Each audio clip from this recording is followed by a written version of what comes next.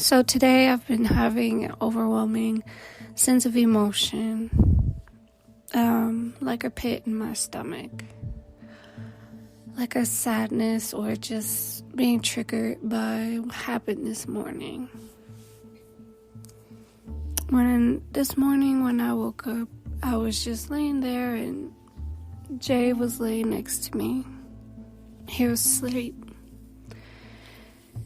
And he just had his lip poked out and he was frowning. And then he started to cry in his sleep. He was, whatever it was, he was so sad. He was so upset. I'm not sure what he was upset about, but he was extremely upset, and I did what any mother would do. I picked him up and I tried to console him. I tried to wake him, but he wouldn't wake up. But in that moment, I just realized how out of control I was and how I can't always change circumstances for people, and how I have to sit and see how things play out.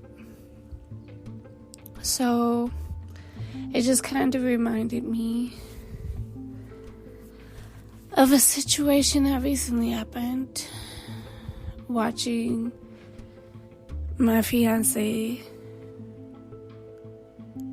go through what he did with the loss of his brother.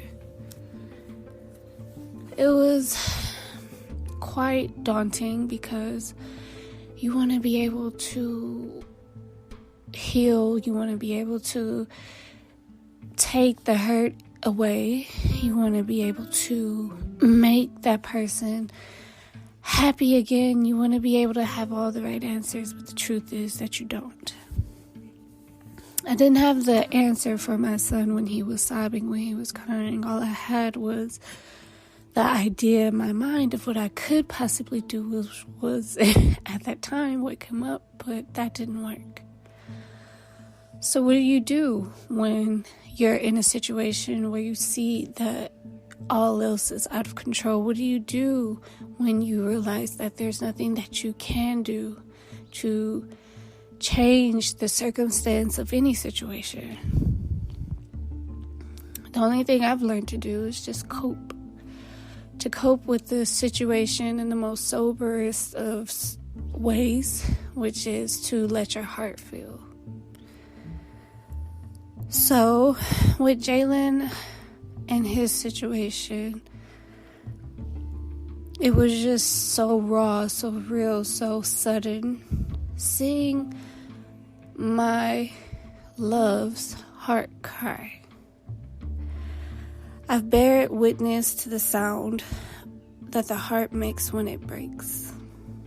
It yells out loud, it's angry, it weeps when it's sad, and it pleads for justice in moments of injustice. Pleading for someone to fix the very feelings that are all out of control. Slipping from your grasp, pleading for stability.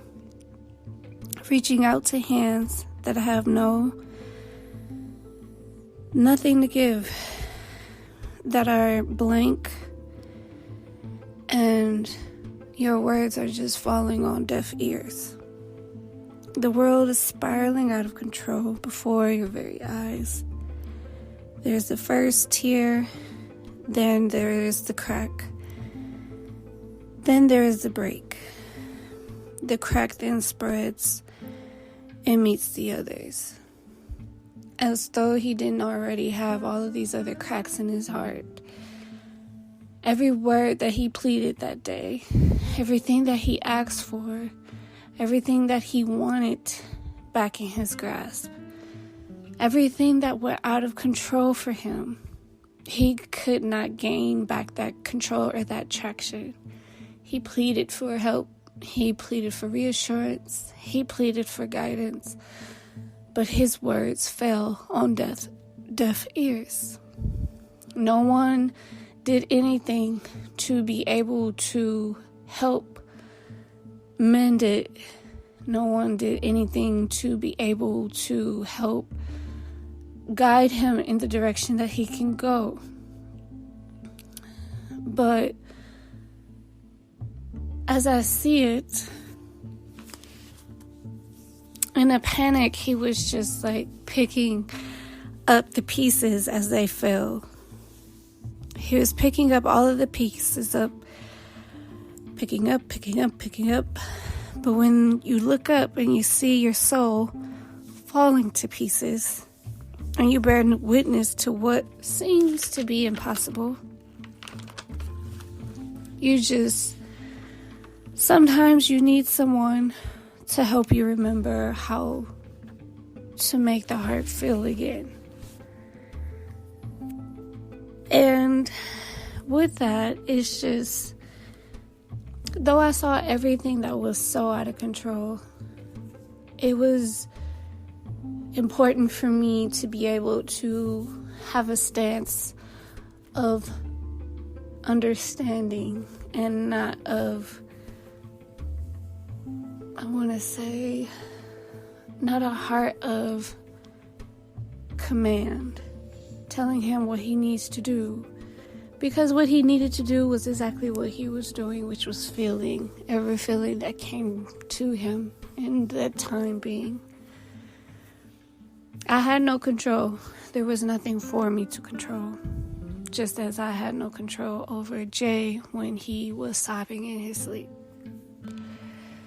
But I think that's something that we all struggle with, is the issue of wanting to have control over every aspect of our lives, and we don't. We want to have control over every consequence that comes our way. We want to have control over everything that happens in this world, but the truth is, we have no control over majority of outside situations. But what we do have control of is ourselves. We have control over what we can do to change our circumstances. We have control over how we react to other people. We have control over how we forgive, how we forget, how we manage, and how we cope. And today, I just realized that it's okay not to be okay with the way that other people handle things. And it's okay to not be okay just in general. But what you cannot stand by and do is allow your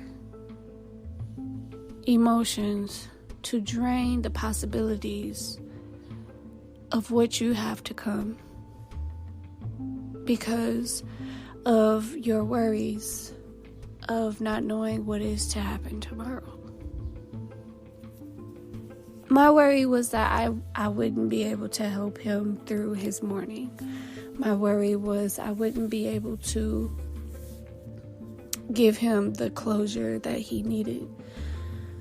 But the truth is, I am able to help him, and I am able to not give him the closure that he needs, but I am able to guide him to the correct type of closure and to give him the tools that he may lack to better understand why there are better ways of going about things than the irrational, harsh way.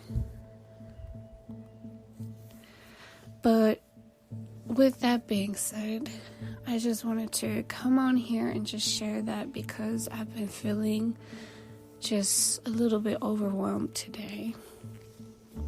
And I think the trigger was realizing there was nothing I could do for Jay, whatever he was dreaming about or whatever he was so sad about. And it helped me understand that I do not always have control or need control over certain situations. So hopefully this entry helps someone who is very possessive or controlling or tries to always have control over everything. Just take a deep breath and realize that sometimes you just have to let life be exactly what it is and just let it go. You can't always allow situations to trigger your reactions, but what you can control is how you react to certain situations.